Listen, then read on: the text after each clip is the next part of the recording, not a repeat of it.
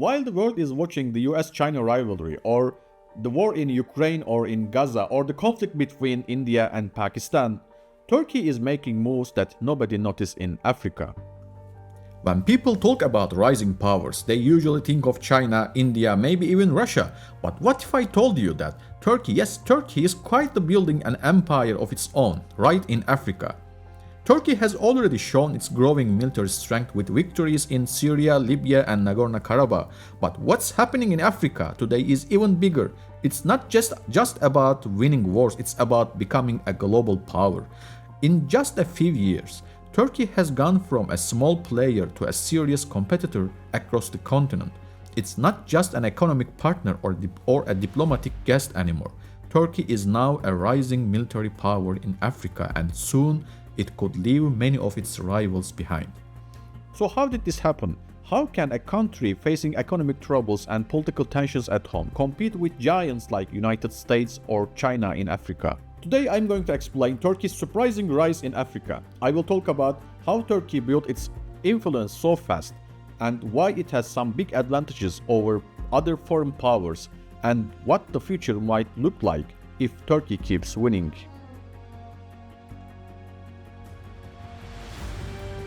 Africa has always been a battlefield for global powers.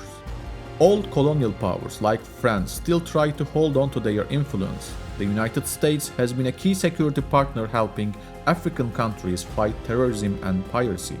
China, it's already everywhere, with mega projects, huge loans, and a near monopoly on rare minerals. Russia has its own way, sending paramilitary groups to prop up friendly governments.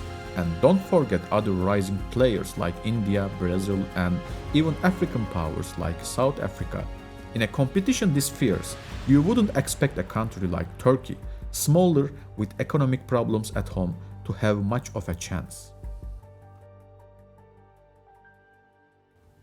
But somehow, Turkey is making it work.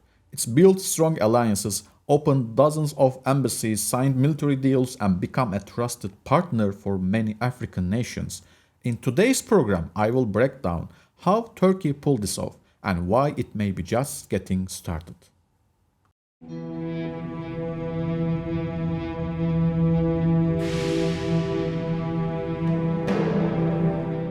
This isn't the first time Turks have set foot in Africa. Back in the 16th and 17th centuries, the Ottoman Empire reached deep into the continent, from North Africa to the Red Sea, even into the Sahel and the Horn of Africa.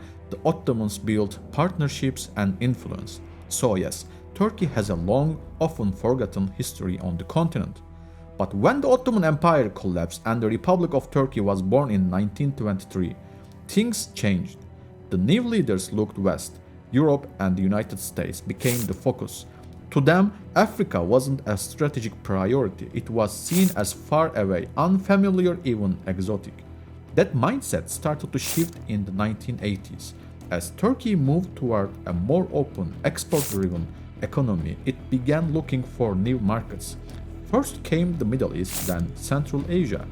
Africa, though, remained on the sidelines. That changed with Erdogan.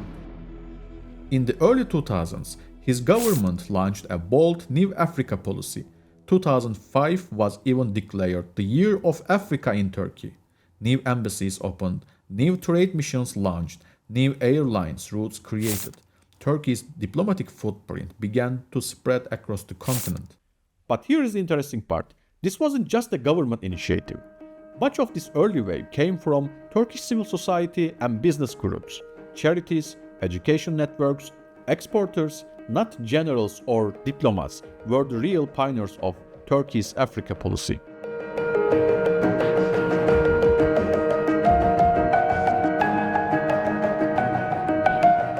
So how did Turkey go from just being a trade partner to a serious geopolitical player in Africa? The real turning point came in 2011. Somalia was suffering drought, famine, floods. The world mostly ignored it, but Turkey didn't. Charities, business groups, even celebrities in Turkey mobilized. For the first time, Turkey was on the global stage as a humanitarian actor in Africa. And then came the moment that shocked many. Prime Minister Erdogan boarded a plane to Mogadishu. becoming the first non-African leader to visit Somalia in decades. He even published a powerful piece in Foreign Policy magazine called The Tears of Somalia. This wasn't just a charity, it was strategy. Public support campaigns brought Africa into the Turkish public's imagination. But more importantly, Somalia became a gateway. With its humanitarian efforts, Turkey gained access to sectors far beyond aid. Soon, Turkey built a military base in Somalia. It started training Somali soldiers. It offered mediation in politics and took part in state-building efforts. Somalia became a blueprint, a test case for Turkey's Africa playbook, and Ankara started to replicate that model across the continent. From that point on, Turkey's Africa policy was no longer just business or aid. It became a geopolitical project. Several factors helped this transformation. First, the global power balance was shifting. The US was exhausted after Iraq and Afghanistan. Washington's focus turned toward China and the Asia-Pacific. That created a power vacuum, more space for ambitious regional players like Turkey. At the same time, the Arab Spring boosted Erdogan's confidence. He was praised in Arab media, some even called him the most popular leader of the Arab world. So why stop in the Middle East? Africa was next. And there were other motives too. Turkey needed resources, Africa had plenty, and Erdogan, increasingly interested in global religious leadership, wanted to build ties with Africa's Muslim communities. In the 2010s, Turkey ramped things up. It opened more embassies across Africa. It hosted Turkey-Africa summits. Leaders visited regularly, deals were signed, presence expanded. And Turkey came with some advantages. Unlike France, Turkey has no colonial baggage in Africa. And unlike US, Turkey doesn't preach democracy or attach strings. And unlike China, Turkey doesn't create debt traps. Or at least that is what it claims. Turkey brands itself as a partner, not a boss. It says African development should be self-sustained, self-reliant. And remember that old Ottoman footprint that we talk about? Turkey highlights that legacy, something countries like Brazil or India or Russia can't offer. Even Erdogan's famous slogan, "The world is bigger than five," strikes a chord with African leaders who feel sidelined by global institutions. But Turkey's rise hasn't gone unnoticed or unchallenged. Countries like Egypt, Saudi Arabia, and the UAE have watched Turkey's Africa push with growing alarm. By late 2016, a silent battle of influence, especially in the Horn of Africa, between Turkey and the Gulf states backing rival players.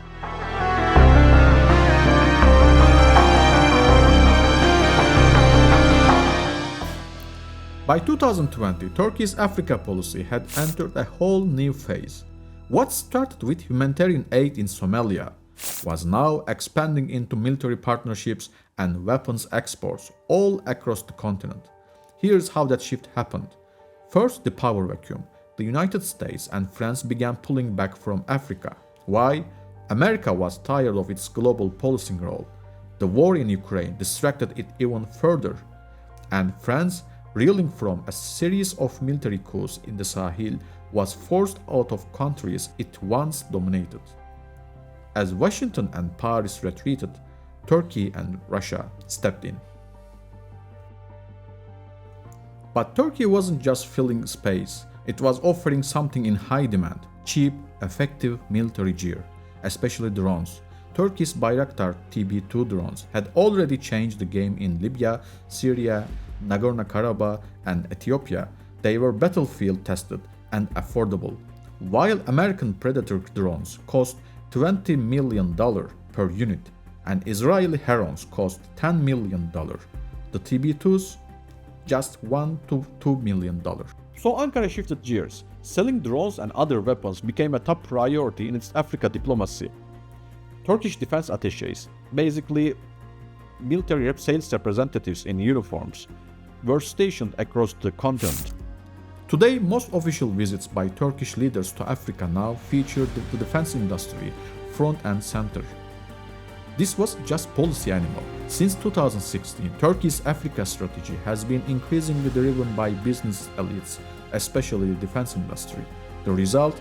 Turkey's influence grew fast, not just in the Horn of Africa, but across West and Central Africa too.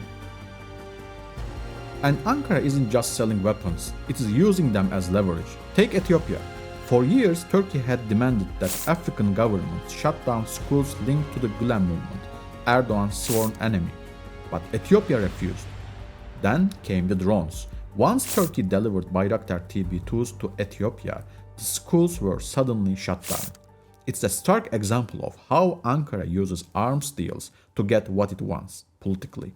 And it's not just about education. These deals are helping Turkey land energy and mining contracts too.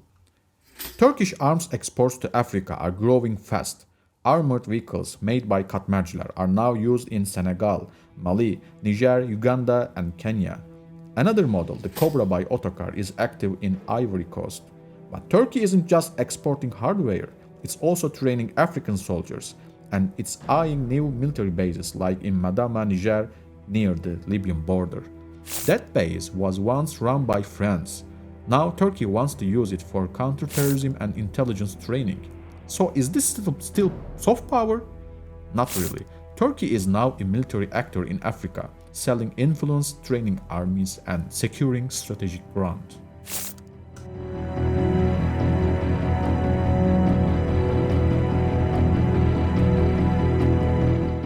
So what does the future hold for Turkey? From a distance, the trend is clear.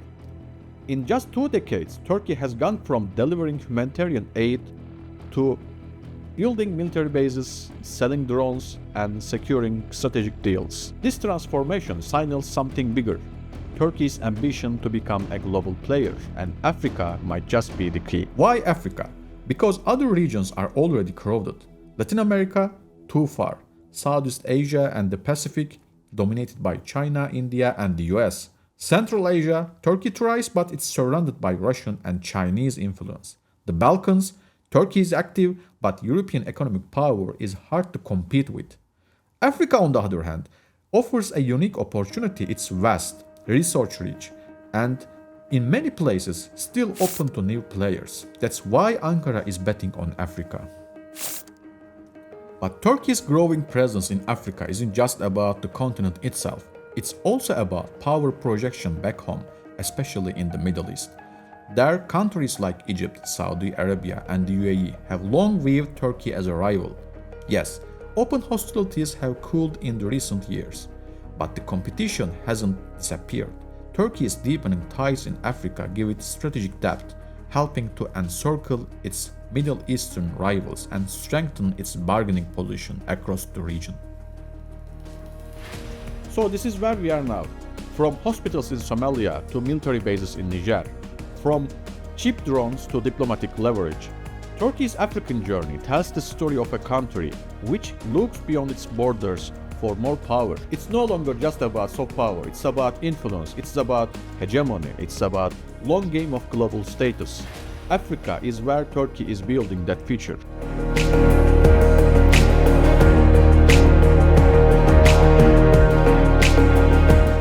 But for all its ambitions in Africa, Turkey faces some serious limitations, some of them structural, others political.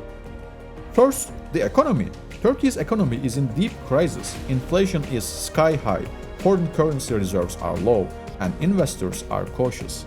This economic fragility seriously limits how far Ankara can go, or how much it can spend to build power in Africa. And the truth is, there is no quick fix on the horizon. Second, Turkey has a know-how problem in Africa. Unlike powers like China or France, Turkey doesn't experience diplomats for Africa. It lacks local language speakers, in-country experts, and strong social networks. Instead, Ankara relies heavily on Erdogan's personal diplomacy, high-level visits, flashy summits, bold promises. But this creates a gap, a lot of rhetoric, not enough delivery. To compensate, Turkey tries to connect through local Muslim communities, but it's not enough to compete with deep, long-standing presence of actors like China.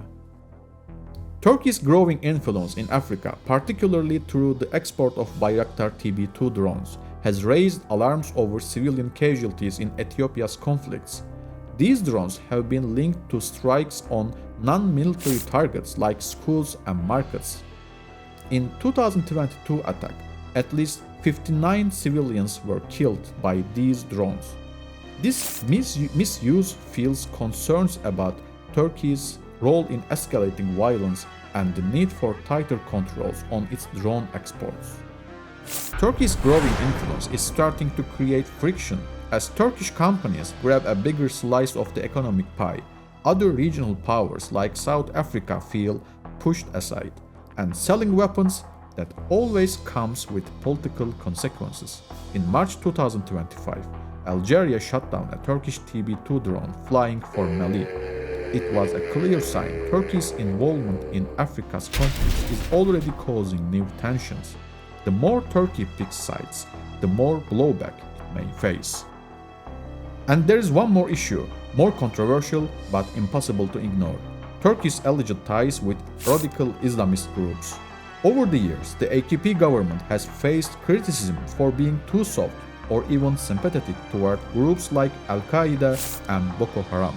A former Turkish ambassador even questioned whether Al-Qaeda should be called a terrorist group publicly.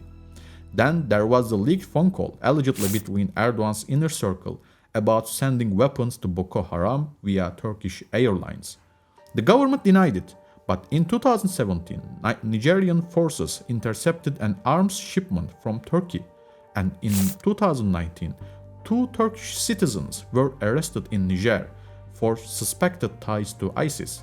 Whether or not Ankara is directly involved, these incidents damage Turkey's image and raise serious questions about trust. So yes, Turkey wants to be a global player in Africa, but with a struggling economy, limited capacity, and growing domestic turmoils, Turkey's path to hegemony is far from guaranteed. Power projection is one thing, sustaining it with alliances, with credibility, with delivery is another. In just 2 decades, Turkey has gone from building schools and hospitals in Africa to selling drones, training armies, and seeking military bases. This is no longer just soft power, it's a bold attempt at hegemony, fueled by ambition, defense exports, and a president with a vision of global influence. But this rise comes with limits and risks. An economy in crisis, a shallow diplomatic network, growing friction with regional players, and controversial ties that could backfire. Turkey may have found a strategic playground in Africa, but the game is crowded and the rules are changing. Whether Ankara can transform ambition into lasting political influence in Africa will depend not only what it brings to the continent, but also on whether it is trusted, whether it is welcomed, whether it is sustainable.